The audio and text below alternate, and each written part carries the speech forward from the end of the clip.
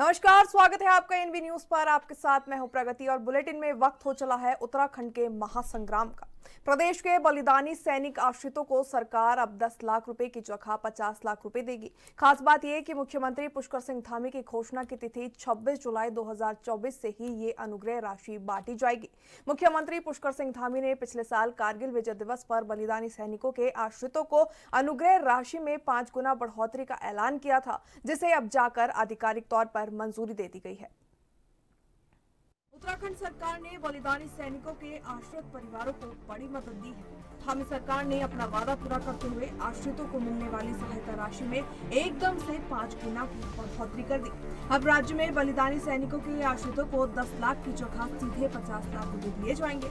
आपको बता दें कि मुख्यमंत्री पुष्कर सिंह धामी ने पिछले साल कारगिल विजय दिवस पर बलिदानी सैनिकों के आश्रितों को अनुग्रह राशि में 5 गुना बढ़ोतरी की घोषणा की थी। सीएम की घोषणा के बाद प्रस्ताव को न्याय और फिर वित्त विभाग की मंजूरी के लिए भेजा गया था, लेकिन वित्त विभाग ने इस पर आपत्ति लगा दी थी, जिससे बलिदानी सैनिक आश्रितों को बढ़ाई गई अनुग्रह राशि दिए जाने में मामला लटक गया था। अब इस संबंध में एक आदेश जारी किया गया है, जिसमें कहा गया है कि उत्तराखंड राज्य के निवासी बलिदानी सैनिकों के आश्रितों को अनुग्रह राशि के रूप में 10 की जगह पर 50 लाख रुपए दिए जाएंगे। अच्छी बात यह है कि ये बढ़ी हुई राशि मुख्यमंत्री पुष्कर सिंह धामी की 26 जुलाई 2024 की घोषणा तिथि से ही लागू हो जाएगी। इससे सीएम धामी ने अपना वादा पूरा किया है। इससे उन परिवारों को भी लाभ मिलेगा जिनकी शहादत इस घोषणा के बाद हो गई है। हमने पिछले दिनों उनकी वीरता और बलिदान को नमन करते हुए शहीद परिजनों को जो मिलने वाली अनुग्रह राशि को 10 लाख से बढ़ाकर 50 लाख करने का निर्णय किया है। और सच बताऊं तो मुझे एक सैनिक का बेटा होने के कारण ये गौरव की अनुभूति होती है कि ये निर्णय मेरे मुख्यमंत्री काल में लिया गया है। देखिए, उत्तराखंड वीरों की भूमि है, उत्तराखंड राष्ट्रभक्तों की भूमि है। देश की रक्षा करने वाला हर 5वां सैनिक हमारे उत्तराखंड से होता है। देश की सेना का 17.5% की पूर्ति हमारा उत्तराखंड जैसा छोटा सा राज्य करता है। चाहे 47 हो, चाहे फर्स्ट वर्ल्ड वार हो, चाहे सेकेंड वर्ल्ड वार हो, चाहे 62 हो, 65 हो, 71 हो, कारगिल हो, पुलवामा हो, संसद पर हमला हो, ताज पर हमला हो, कोई ना कोई जवान हमारे यहाँ से शहीद होता है। जब कोई जवान शहीद होता है तो पहले उसको एक अनुग्रह राशि 10 लाख रुपए दी जाती थी, जो कि आज के समय में बहुत कम है। मैं आभार व्यक्त करना चाहूँगा माननीय मुख्यमंत्री जी का। माननीय मुख्यमंत्री जी ने कारगिल विजय दिवस पर इसकी घोषणा की थी और विधिवत कैबिनेट ने इसको पास कर दिया है, मंत्रिमंडल ने इसको पास कर दिया है। और माननीय मुख्यमंत्री जी की घोषणा के दिन से अभी तक जो भी शहीद होंगे वो इस राशि के हकदार होंगे। इसके लिए एक बार फिर मैं माननीय मुख्यमंत्री जी का आभार व्यक्त करता हूँ। आपको बता दें कि उत्तराखंड में अब तक 1679 सैनिक देश के लिए बलिदान दे चुके हैं। 1962 में भारत चीन युद्ध के बीच में उत्तराखंड के 245 सैनिकों ने अपना बलिदान दिया। 1962 में ये युद्ध 20 अक्टूबर से 20 नवंबर तक चला था, जबकि 1978 में भारत पाकिस्तान के बीच युद्ध उत्तराखंड में 217 सैनिकों ने अपना बलिदान दिया। हालांकि दिल्ली, हरियाणा, मध्य प्रदेश, पंजाब समेत कई अन्य ऐसे राज्य हैं जहां शहीद परिवारों को सरकार 1 करोड़ की आर्थिक सहायता राशि देती है, जबकि उत्तराखंड में अब तक केवल 10 लाख रुपए की राशि दी जा रही थी। लेकिन अब उत्तराखंड में भी इस राशि को बढ़ाकर 50 लाख रुपए कर दिया गया है। प्रदेश के बलिदानी सैनिकों के आश्रित को 50 लाख रुपए अनुग्रह राशि दिए जाने का आदेश भी हो चुका है। मुख्यमंत्री की घोषणा के बाद पूर्व सैनिक धामी का धन्यवाद कर रहे हैं। एनबी न्यूज के लिए देहरादून से तारिक अंसारी की रिपोर्ट।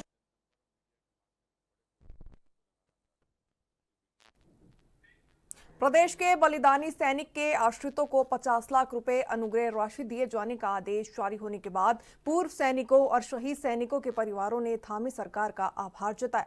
शहीद के परिजनों ने इस फैसले को कल्याणकारी बताया है। आइए आपको सुनवाते हैं कि आखिर पूर्व सैनिकों और शहीद सैनिकों के परिजनों ने क्या कुछ कहा।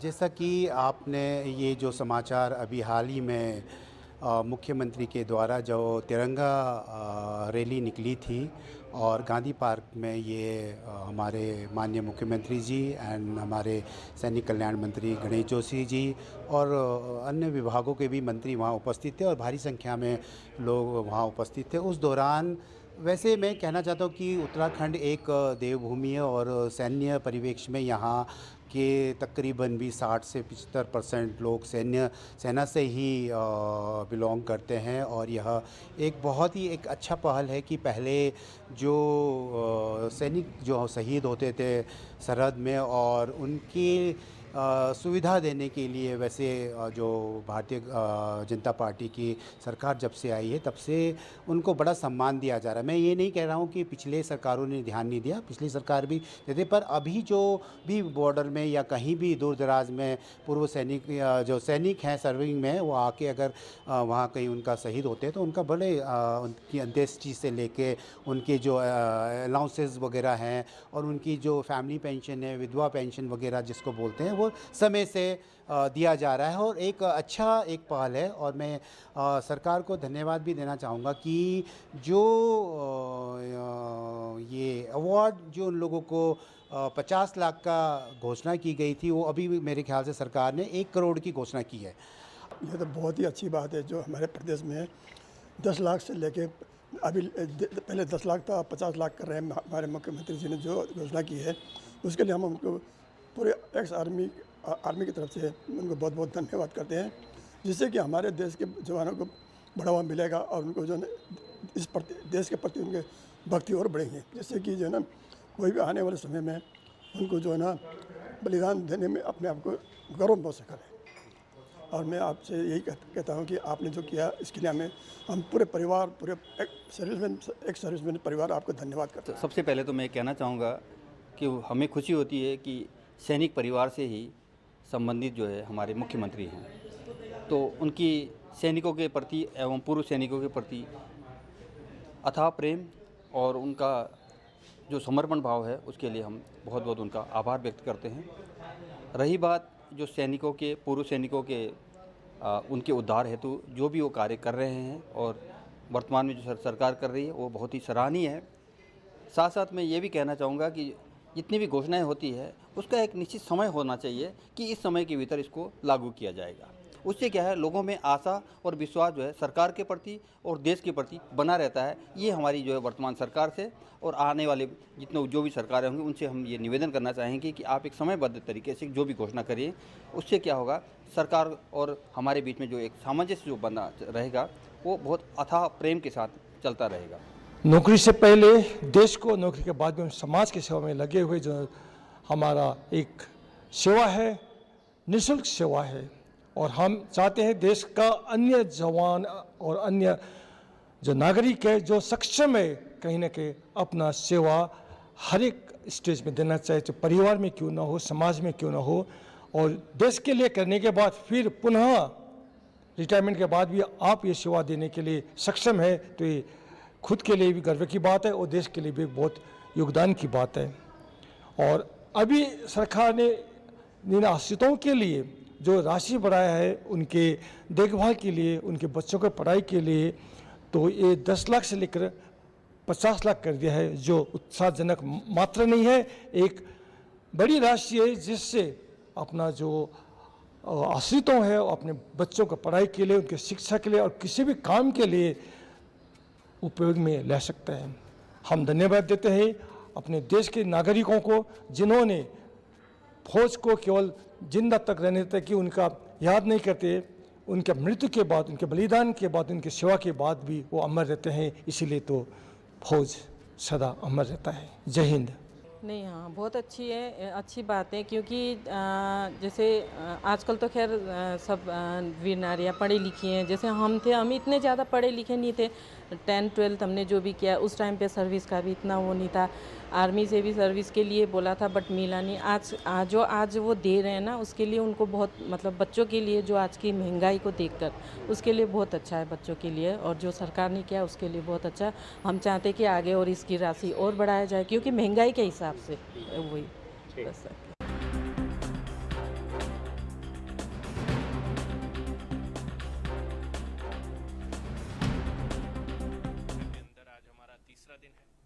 चलिए बुलेटिन में फिलहाल वक्त हो चला एक छोटा सा ब्रेक का, और ब्रेक के बाद चर्चा को जारी रखेंगे।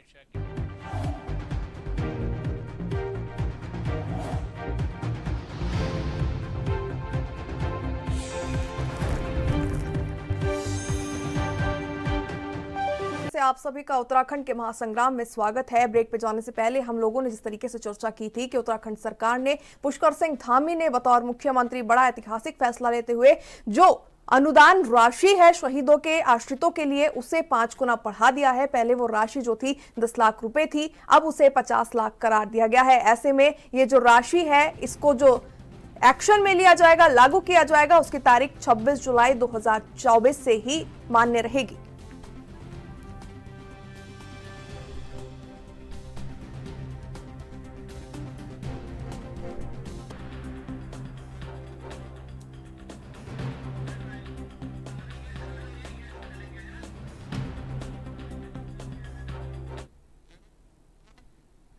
चलिए अब चर्चा के दौर की शुरुआत करते हैं। चर्चा में हमारे साथ इस वक्त मौजूद है Mahavir Singh Rana, retired NCO Garhwal rifle से हैं, संजीव वर्मा प्रदेश प्रवक्ता बीजेपी, तो वहीं वरिष्ठ पत्रकार के नाते हमारे साथ साधना शर्मा जुड़ चुके हैं। सबसे पहले तो मैं आप तमाम मेहमानों का एएनबी न्यूज की तरफ से स्वागत करती हूँ। सबसे पहले बीजेपी के पास आते हैं। संजीव जी, जिस तरीके से पुष्कर सिंह धामी का यह बड़ा फैसला है, ऐतिहासिक फैसला है, एकदम से जो राशि है, अनुदान राशि है, उसको 5 गुना बढ़ाया गया, जहां पहले 10 लाख थी या 50 लाख, ऐसे में सरकार की ओर से बेहद बड़ा ये कदम। देखिए, सबसे पहले तो मैं अपने माननीय मुख्यमंत्री श्रीमान पुष्कर सिंह धामी जी, जो एक सैनिक पृष्ठभूमि से आते हैं, जिनके पिता भी फौज में सैनिक रहे हैं और उन्होंने सैनिक के परिवार में जन्म लेकर सैनिक का जो सैनिक के बेटे रहे हैं। और सबसे पहले मैं अपने माननीय मुख्यमंत्री जी का आभार व्यक्त करता हूं, उनका धन्यवाद देता हूं।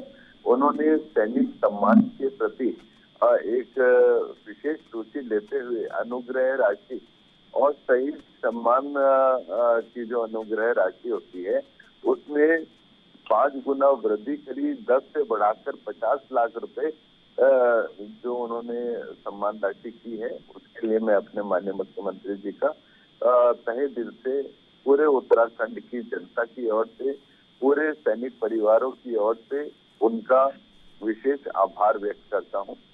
देखिए, उत्तराखंड सैनिकों की भूमि है, देवभूमि है, जहां 4 धामों के अलावा 5वां धाम सैनिक धाम के रूप में भारतीय जनता पार्टी ने स्थापित किया। मातृभूमि को समर्पित उत्तराखंड की इस पावन धरती पर हर तीसरा चौथा परिवार सेना से किसी न किसी प्रकार से जुड़ा है। वीर भूमि देवभूमि से शहीदों के परिवारों के प्रति सरकारों का साथ हमेशा सम्मान के रूप में इन शहीद परिवारों के साथ हमेशा जुड़ा रहा है।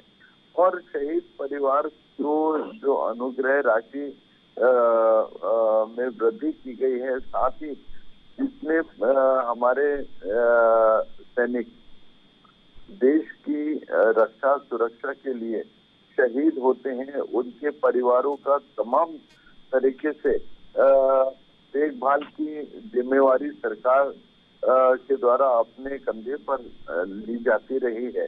उसमें चाहे शहीद परिवारों को सरकारी सहायता के रूप में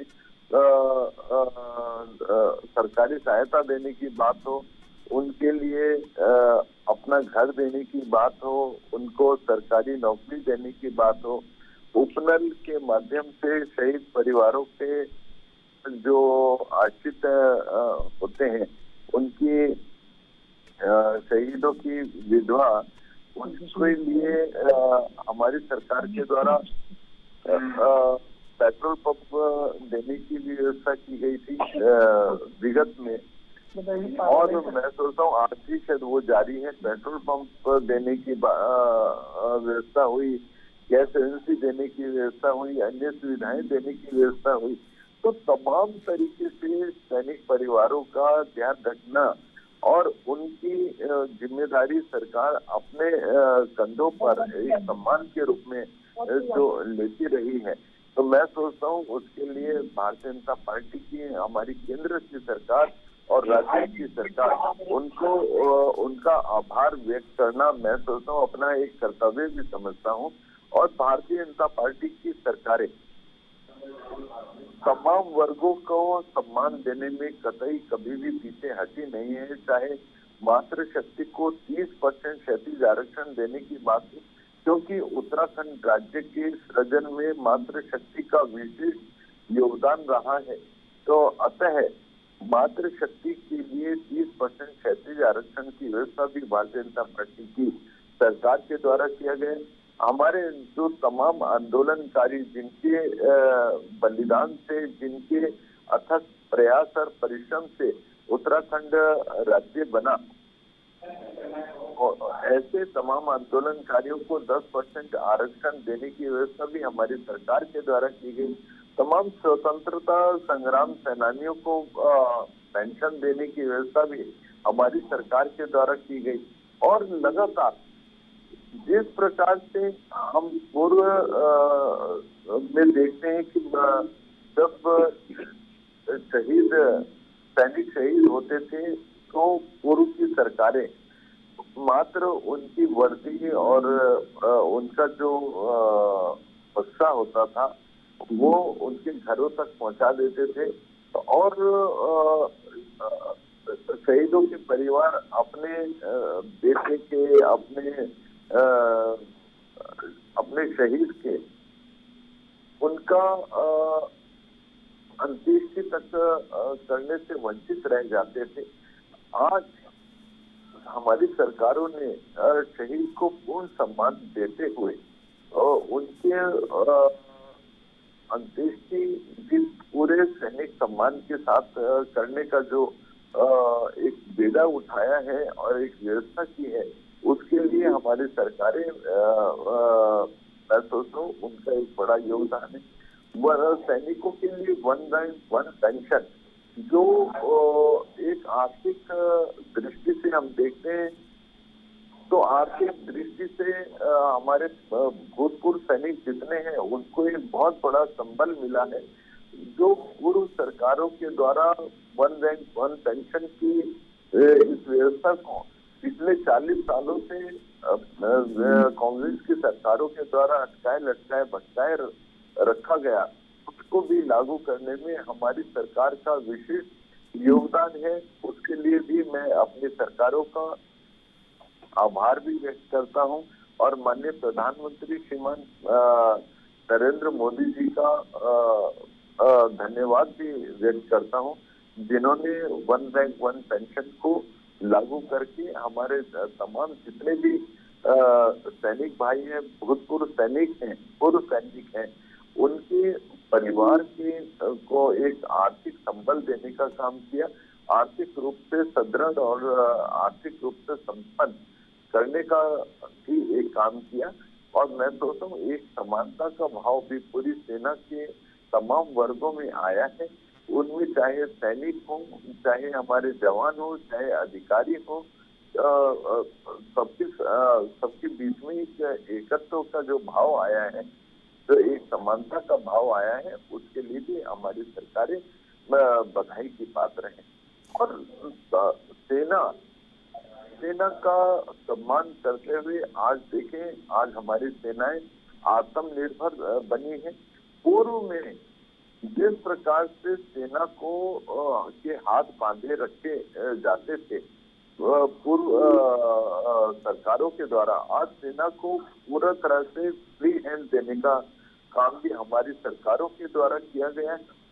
पूर्व में कभी भी जब पाकिस्तान के द्वारा कोई भी आतंकवादी हमले होते थे या सीज फायर का उल्लंघन होता था, तो पूर्व की सरकारें एक डोजियर मात्रा देकर इतिश्री कर लिया करती थी और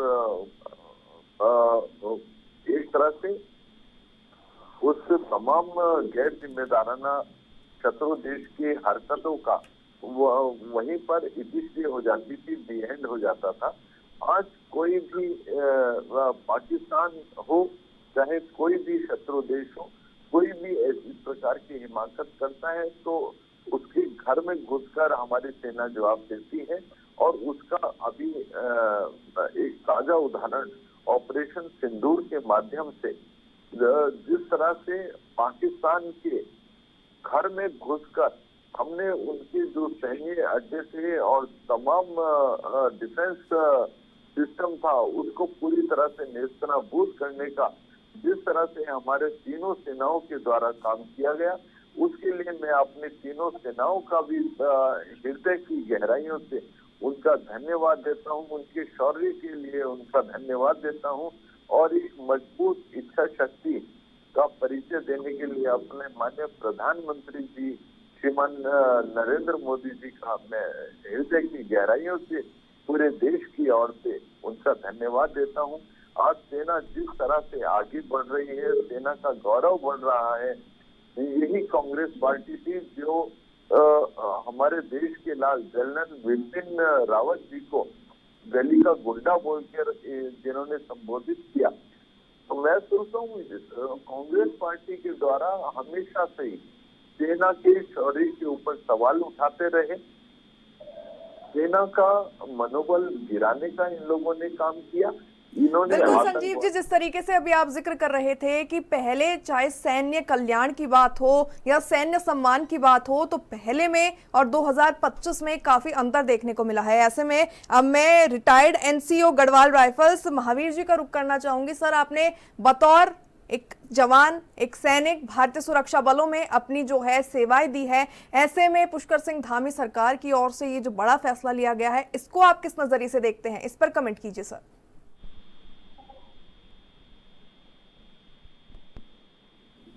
महावीर जी, आपको मेरी आवाज आ रही है?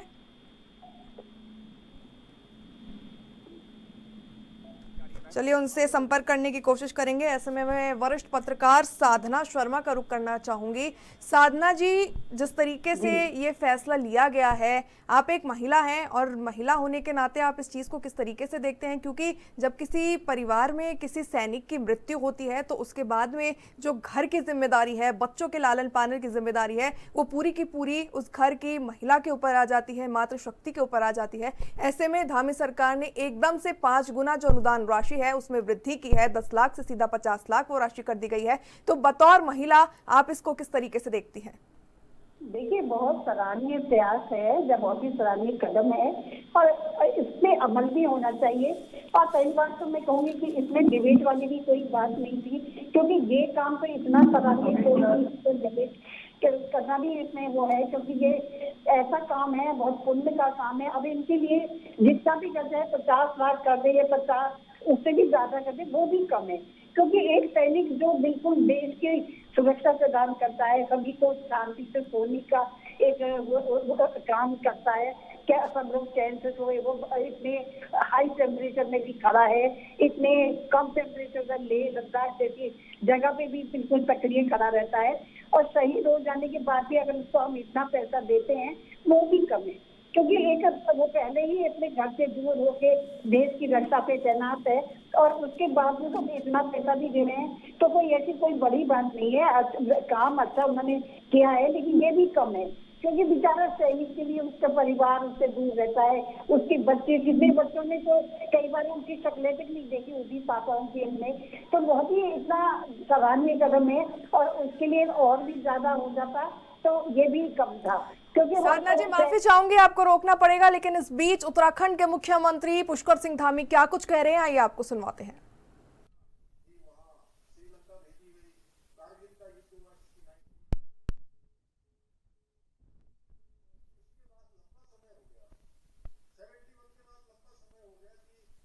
जो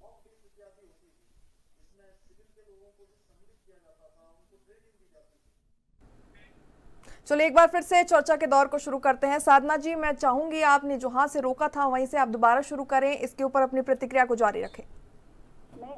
मैं कह रही थी, मैंने कहा इतने उनके कौशल को, इतने उनके काम को, इतने सैनिक की इतनी त्यागता को हम इतने भी पैसे दे रहे हैं वो भी कम है कि जिनकी वजह से हम चैन से सो पाते हैं, जिनकी वजह से हम चैन से रह पाते हैं।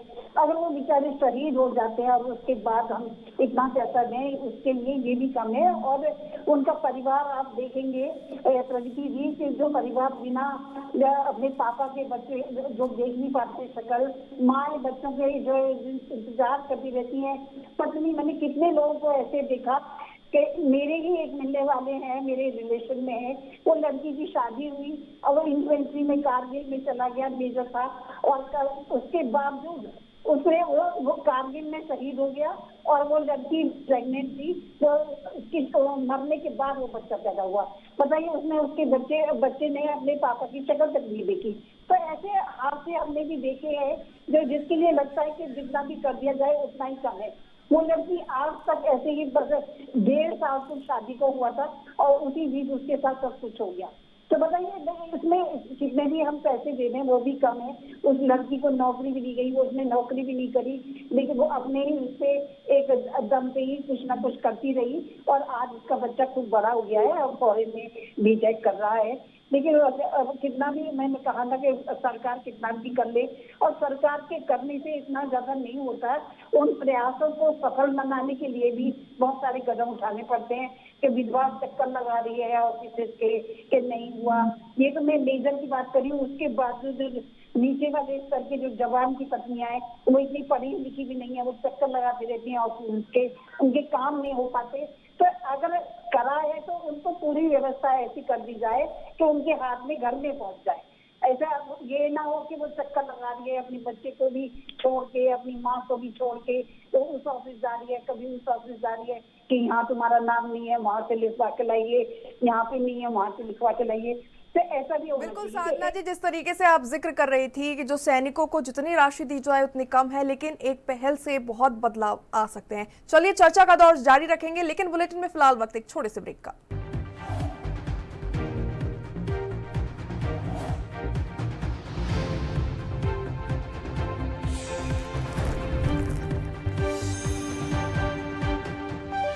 ब्रेक के बाद एक बार फिर से आप सभी का स्वागत है। उत्तराखंड के महासंग्राम में चर्चा के दौर को एक बार फिर से शुरू करते हैं। ऐसे में मैं महावीर जी आपके पास आना चाहूंगी। बतौर एक रिटायर्ड फौजी, आप इस आदेश को, इस जो पहल को उठाया गया है, जो कदम उठाई गई है, इसको किस नजरिए से देखते हैं? मैम धन्यवाद। हम धन्यवाद देते हैं आपके चैनल के कि आपने चैनल में आमंत्रित किया और इस मुद्दे पर आपने चर्चा छेड़ी। मैम ये इसके लिए घोषणा की गई थी 2024 में, लेकिन 2024 के बाद उस पर कोई कार्रवाई नहीं हुई, कैबिनेट से उसकी कोई मंजूरी नहीं दी गई थी। लेकिन अब पुष्कर सिंह धामी जी ने इस पे मंजूरी दी है, इसको लागू किया है। लेकिन अच्छा है, हमें खुशी है कि हमारे जो सैनिक परिवार हैं उनको इसका लाभ मिलेगा। लेकिन लाभ उन्हें 2024 से उस समय से मिलना चाहिए जब से इनकी घोषणा हुई थी, और घोषणा के बाद से, और हम तब इस पर विश्वास करेंगे कि जब उनके खातों में ये धनराशि आएगी। बिल्कुल महावीर जी, जिस तरीके से भी आप कह रहे थे कि ये घोषणा जिस वक्त की गई थी उसी समय से इसका लाभ मिला जाएगा, तो मैं आपको बता दूं जानकारी के लिए कि 26 जुलाई 2024 को मुख्यमंत्री पुष्कर सिंह धामी ने कारगिल विजय दिवस पर यह ऐलान किया था। हालांकि बीच में मामला वित्त विभाग से अटक गया था, जो अब मामला क्लियर हो गया है। ऐसे में जो ये पहल है, जो कदम है, या जो इसकी प्रॉफिट है, जो इसकी बेनिफिट मिलने जा रहा है, वो 26 जुलाई 2024 से ही मिलेगा।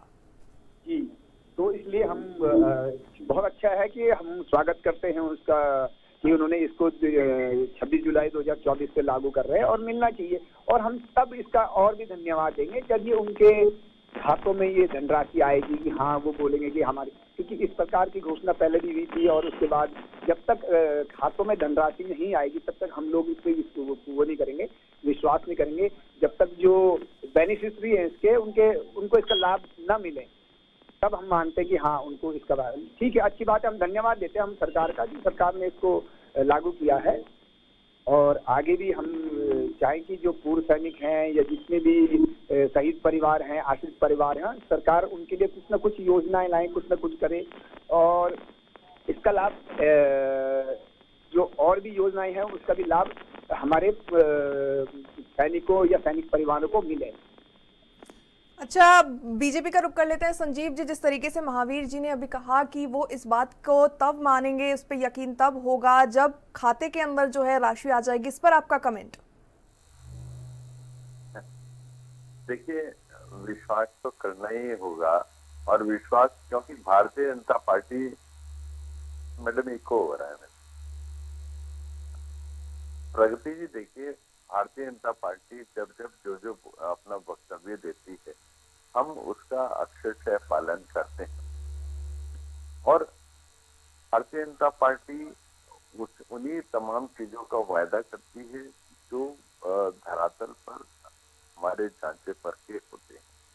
और लगातार अभी आप विगत में भी देखें, जिस तरह से मैंने 1 रैंक 1 पेंशन की बात करी, जो कांग्रेस की सरकारों के द्वारा पिछले 40 वर्षों से 1 रैंक 1 पेंशन की लगातार हमारे सैनिक, पूर्व सैनिक लगातार जो एक मांग उठा रहे थे और उनकी मांगों को लगातार नजरअंदाज किए जाते रहा।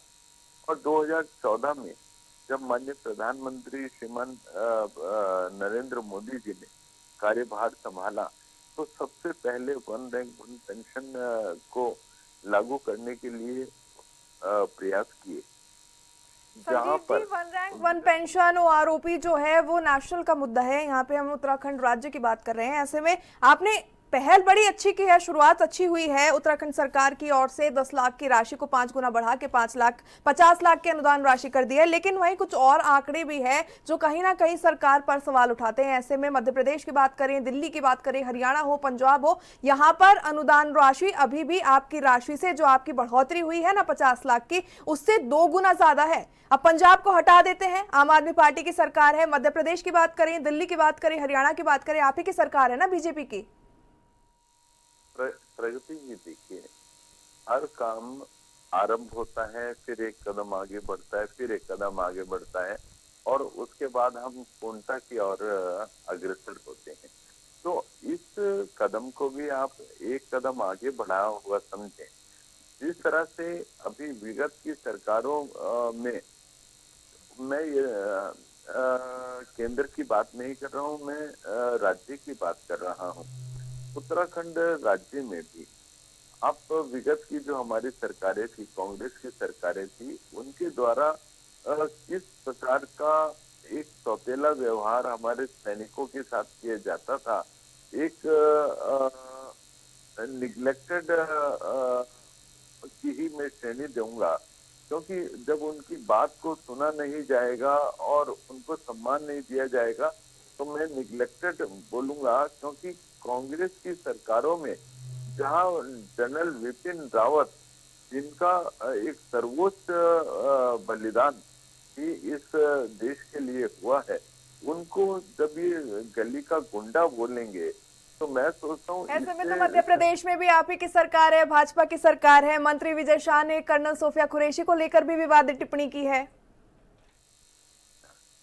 देखिए, मैंने जो बात कही, अभी हम उत्तराखंड की यदि बात करते हैं तो आज प्रत्येक शहीद सैनिक परिवार के आंगन की मिट्टी को एकत्रित करके जिस प्रकार से हम सैन्य धाम की स्थापना कर रहे हैं, 4 धाम देवभूमि में 4 धाम है और 5वें धाम के रूप में हम सैन्य धाम को स्थापित कर रहे हैं। तो एक तरह से जो सैनिकों को जो सम्मान दिया जाना है, जो उनका आर्थिक तंत्र को मजबूत करना, ये सरकार ने इसकी जिम्मेदारी सरकार ने अपने कंधे पर ली है। उनके बच्चों को पर्याप्त प्रचुर शिक्षा देना, उच्च शिक्षा में उनके लिए रिजर्वेशन करना, और स्वास्थ्य की बात हो, शिक्षा की बात हो, आर्थिक तंत्र को मजबूत करने की बात हो, या अन्य सेवाओं में, और चाहे हम संविदा की बात करें, चाहे हम उपनल की बात करें, पुरुष जितने भी हमारे पुरुष सैनिक हैं उनके लिए कोटा निर्धारित करना, तो सरकार हर तरीके से सैनिकों के साथ है, पुरुष सैनिकों के साथ है, और जितने भी हमारे शहीद सैनिक हैं उनके आश्रित परिवारों के साथ हैं। उनके उत्थान के लिए लगातार हम लोग कदम उठा रहे हैं, और मैं सोचता हूँ जितना काम और जितना तन्मयता से, जितनी संवेदनशीलता के साथ भारतीय जनता पार्टी सैनिकों के साथ कंधे से कंधा मिलाकर खड़ी होती है, तो मैं सोचता हूँ शायद कोई भी राजनीतिक दल उतनी तन्मयता के साथ शहीदों का न ध्यान करता है, न सेना का उस तरह से सम्मान करता है। ये बाकी जो दल हैं, ये सर्जिकल स्ट्राइक पर सवाल उठा देते हैं, सेना के शौर्य पर सवाल उठा देते हैं। ये शौर्य की बात अगर आप कर ही रहे हैं, तो भाजपा सरकार का दूसरा कार्यकाल है राज्य में, राज्य की बात करते हैं, ठीक है। इससे पहले 5 साल रह चुके हैं, अब भी आपके 3 साल पूरे होने को है। ऐसे में अब बात बता दीजिए कि इतना लंबा समय क्यों लग गया 10 लाख से 50 लाख पहुंचने में?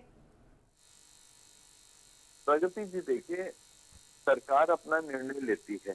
सरकार निर्णय लेने के साथ साथ हमारा मैंने जैसे आपको पहले कहा, हमारा काम केवल और केवल हम घोषणा वाली सरकार नहीं है कि घोषणा करी और इतिश्री हो गई, उसके बाद वो फरमान धरातल पर आए ना आए उससे कोई लेना देना नहीं। हमारी सरकार किसी भी प्रकार की कोई घोषणा करती है तो उसको इम्प्लीमेंट करने के लिए भी एड़ी चोटी का पूरा जोर लगाती है।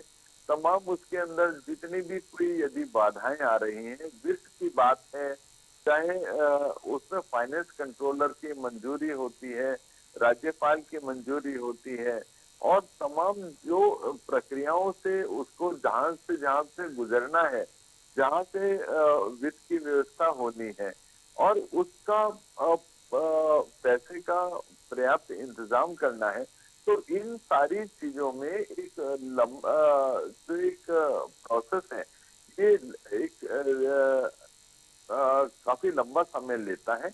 और इन काफी लंबा समय जब लेता है, कर रहे हैं, ये ऐलान के बाद लिया जाता है। ऐलान करने में तो प्रोसीजर की सहमति नहीं होती है मेरे हिसाब से। ऐसे में ऐलान तो पहले ही कर देना चाहिए था। मैं ऐसे नहीं कह रही कि आपने बहुत गलत उठाया है या फिर आपकी पहल अच्छी नहीं, पहल अच्छी है, लेकिन इतना लंबा समय क्यों लग गया कि दूसरे कार्यकाल का भी लगभग आधा समय पूरा हो चुका है तब ये फैसला लिया गया, या ऑपरेशन सिंदूर के दौरान ही ये फैसला आना था? कहीं ना कहीं राजनीति तो इसके अंदर दिखती आ रही है। प्रगति जी, देखिए, भारतीय जनता पार्टी सेना के ऊपर तो कम से कम राजनीति कभी भी करती नहीं है। जिस प्रकार से कांग्रेस की सरकारें पहले सेना को ढाल बनाकर राजनीति करती रही, सेना जब जब जीती, इन्होंने सेना के पांव को रोकने का काम किया। हम जीते हुए युद्ध को एक तरह से हराने का, और उसके बाद जिस तरह से हम 62 के युद्ध की बात करें, 65 के युद्ध की बात करें, 1971 के युद्ध की बात करें, चाहे तमाम युद्ध भारतीय सेना ने जीते, और हमारे उस समय के जो शासक थे उन्होंने जीते हुए युद्ध को पाकिस्तान के हाथों एक तरह से ये सरेंडर हुए, और एक तरह से सेना के मनोबल को तोड़ने का इन लोगों ने काम किया। आज जिस तरह से भारतीय जनता पार्टी सेना के मनोबल को लगातार बढ़ा रही है, आज पूरा विश्व आज भारतीय सेना का गुणगान कर रहा है, हमारे नेतृत्व का गुणगान कर रहा है, आज देश का बच्चा बिल्कुल जिसके अंदर संजीव जी, मेरे पास इस समय थोड़ा कम है। फिलहाल वक्त एक छोटे से ब्रेक का हो चला है। चर्चा का दौर भी आगे जारी रहेगा। चलो इस वक्त की बड़ी खबर आपको बता दें, उत्तराखंड से अंकिता भंडारी के तीनों हत्यारों पर दोष सिद्ध हो गया है। कोटद्वार की अपर जिला एवं सत्र न्यायाधीश की अदालत में हुई है यह सुनवाई। तीनों आरोपी पुलकित, सौरभ और अंकित दोषी करार दिए गए हैं। बड़ी खबर, अंकिता की हत्या के बाद आरोपियों को 24 घंटे के अंदर भेजा गया था जेल। अंकिता भंडारी हत्या मामले में जांच के लिए किया गया था एसआईटी का गठन। आरोपियों पर गैंगस्टर एक्ट के तहत भी दर्ज हुआ था मुकदमा।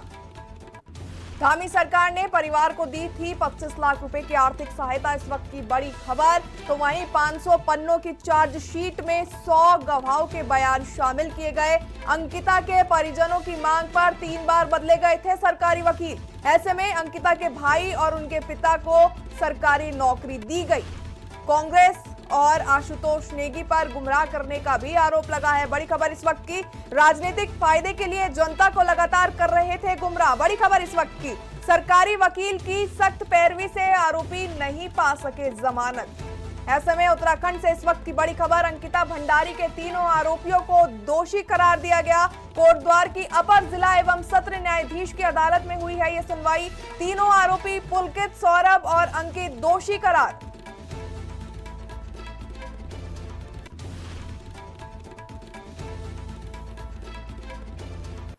अंकिता भंडारी मामले में एसआईटी का गठन किया गया था, तो वहीं आरोपियों पर गैंगस्टर एक्ट के तहत भी मुकदमा जो है वो दर्ज किया गया था।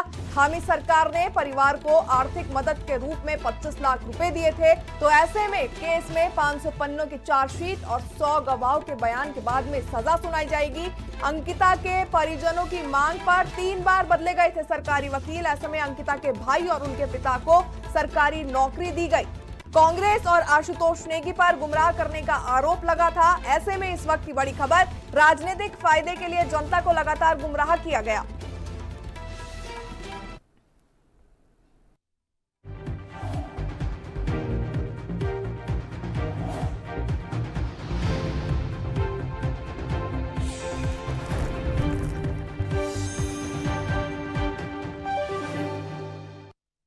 ब्रेक के बाद एक बार फिर से आप सभी का स्वागत है। खबर चर्चा का दौर शुरू करते हैं। ऐसे में महावीर जी, आपसे सवाल लेना चाहूंगी। अग्निवीर को लेकर प्रदेश सरकार को, केंद्र सरकार को हमेशा घेरा जाता था। ऐसे में पुष्कर सिंह धामी ने ये कहा है कि अग्निवीर में जो युवा हैं, चाहे वो लड़का हो या लड़की हो, अपनी सेवाएं देकर आएंगे जब वो रिटायर हो जाएंगे अग्निवीर से, तो ऐसे में राज्य की जो सरकारी नौकरियां हैं उनमें उन्हें आरक्षण दिया जाएगा। बड़ा फैसला माने ये धामी सरकार का।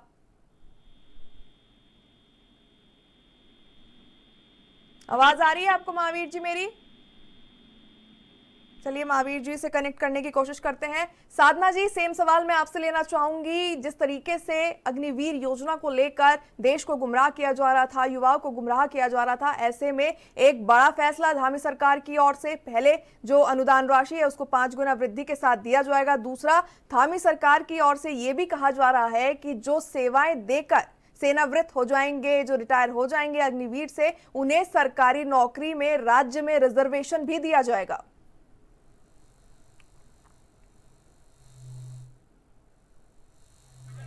राज्य है और इसमें हर दूसरे घर में एक सैनिक मिलता है हमारे राज्य में, तो बहुत आवश्यकता है इस टाइप के फैसले से। सेना का भी मनोबल बढ़ेगा, हमारे अग्निवीरों का भी मनोबल बढ़ेगा, क्योंकि बच्चे यहाँ पे सेना में जाना चाहते हैं, खूब प्रैक्टिस करते हैं, वो दौड़ लगाते हैं, एसएसबी हो गया और जितने भी ये एनडीए हो गया, सबकी तैयारी पूरे वर्ष भर वो करते रहते हैं। और इसी में कहते हैं कि मैं आर्मी में जाऊंगा। हर घर में जो दूसरा बच्चा आर्मी में जाना चाहता है उसके लिए भी ये बहुत अच्छा फैसला है। वो कैसे भी जाए, चाहे वो जवान बने, चाहे वो सैनिक बने, चाहे वो और किसी पद पे जाए, मेजर बने, कर्नल बने, जो भी बने, लेकिन वो चाहता है हर बच्चा यहाँ का कि मैं सेना में जाऊंगा। और ऐसे में जब अग्निवीर से सेना के उसमें अग्निवीर के द्वारा सेना में जाएगा। तो उसका ये इन लोगों का ये फैसला, सरकार का ये फैसला बहुत ही काबिल तारीफ है कि वो उनको सरकारी नौकरी मिलेगी और उन्हें आरक्षण मिलेगा आफ्टर 4 इयर्स के। तो बहुत अच्छा फैसला है और दानी सरकार हमेशा ही सैनिकों के हितों में काम करती है। यहाँ पे सैन्य धाम बनाया गया सैनिकों के सम्मान के लिए, शौर्य स्थल बनाया गया सैनिकों के सम्मान के लिए। हर घर में जो सैनिक हैं उनके सम्मान के लिए हर वर्ष कुछ न कुछ कार्य हमेशा होते रहते हैं। सैनिकों के सम्मान में हर वर्ष एक कार्यक्रम किया जाता है जिसमें सैनिकों की महिलाओं को सम्मानित किया जाता है, वीर नारियां कह के कि वीर नारियों का सम्मान किया जाता है। तो एक सैनिक बहुल राज्य होने की वजह से भी इसमें इस टाइप के जो प्रयास हो रहे हैं, सराहनीय कदम उठाए जा रहे हैं, बहुत सराहनीय है और बहुत साधुवाद के पात्र हैं हमारे मुख्यमंत्री। और ऐसे ही मनोबल अगर सेना का बढ़ता रहेगा तो वो दिन दूर नहीं होगा कि हम जल्दी पाक ऑक्युपाई से भी अपना वो पाक ऑक्युपाई भी अपने अंदर में ले लेंगे। तो ये बहुत आवश्यकता है कि हम सेना का मनोबल बढ़ाते रहें। यहाँ हर रोज तिरंगा यात्रा कभी कुछ सैनिकों के सम्मान में चल ही रहा है। और जब से ऑपरेशन सिंदूर पे विजय प्राप्त करिए, कोई दिन ऐसा नहीं जाता जिस दिन सैनिकों के सम्मान में कोई कार्यक्रम आयोजित नहीं किया जा रहा हो, सैनिकों का सम्मान ना हो रहा हो, वीर नारियों का सम्मान ना हो रहा हो। बिल्कुल संजीव जी, आपका रुख करना चाहूंगी मैं। जिस तरीके से ये फैसला लिया गया है, ऐतिहासिक ये फैसला है। और चलिए बात करते हैं दूसरे राज्यों के कंपैरिजन में राशि की, तो वो एक कदम उठा दिया है। अब अगला कदम भी हम उम्मीद करते हैं सरकार जल्द ही लेगी। ऐसे में विपक्ष की ओर से लगातार हमले आ रहे हैं। विपक्ष कह रहा है कि ये जो धामी सरकार का फैसला है 5 गुना अनुदान राशि को बढ़ाने का, वो कहीं ना कहीं कांग्रेस के दबाव में आकर आपने लिया है। क्या कुछ कहना चाहेंगे इसको लेकर? देखिए, कांग्रेस ने तो हमेशा सेना का अपमान करने का काम किया, कांग्रेस के हाथ और पांव दोनों को बांधने का काम किया, कांग्रेस का शौर्य का अपमान करने का काम किया और कांग्रेस के जनरल विपिन रावत को गली का गुंडा बोलने का काम किया। ये देन है कांग्रेस पार्टी की सेना के प्रति। और जबकि भारतीय जनता पार्टी ने हमेशा का सेना का मान बढ़ाने का काम किया, सेना का गौरव बढ़ाने का काम किया, सेना को आर्थिक रूप से मजबूत और सुदृढ़ करने का काम किया, उनके परिवारों का ध्यान करने का काम किया। और आप चाहे हम केंद्र सरकार की बात करें चाहे राज्य सरकार की बात करें, क्योंकि हमारे माननीय मुख्यमंत्री जी स्वयं एक सैनिक परिवार से हैं, वो जानते हैं कि सेना के परिवार का क्या दर्द होता है और उस दर्द को कम करने के लिए वो निरंतर प्रयासरत हैं। निरंतर जो सरकार के द्वारा शहीद परिवारों को एक सम्मान राशि दी जाती थी 10 लाख रुपए की, उसको उन्होंने 5 गुना बढ़ाने का काम किया। उसके लिए माननीय मुख्यमंत्री जी बधाई के पात्र हैं। मैं उनका आभार व्यक्त करना चाहता हूं। कांग्रेस पार्टी हमेशा से ये देश विरोधी है, ये समाज विरोधी है, ये सेना विरोधी है, ये केवल और केवल हर मुद्दे को के ऊपर राजनीति करना जानते हैं। इनके अंदर न किसी के प्रति कभी कोई संवेदनशीलता थी, ना इनके मन में किसी के प्रति कोई एक आदर, मान और सम्मान की भावना रही। ये हर चीज में राजनीति करते हैं।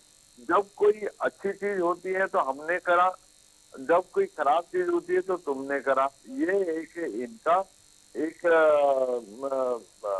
जग जाहिर एक स्लोगन के रूप में हम इसको देखते हैं। अभी अग्निवीर की बात, प्रगति जी आप अग्निवीर की बात कर रहे थे, तो अग्निवीर को कांग्रेस की प्रवक्ता गरिमा दसोनी के द्वारा आतंकवादी के रूप में बोलना, तो मैं सोचता हूँ कितना बड़ा की थोड़ी सी सीमा है हमारे पास में, समय का वक्त हो चुका है। तो बहुत बहुत धन्यवाद तमाम मेहमानों का ANB न्यूज के साथ जुड़कर अपने विचार विमर्श रखने के लिए। चलिए फिलहाल के लिए इस बुलेटिन में इतना ही, मुझे दीजिए इजाजत, नमस्कार।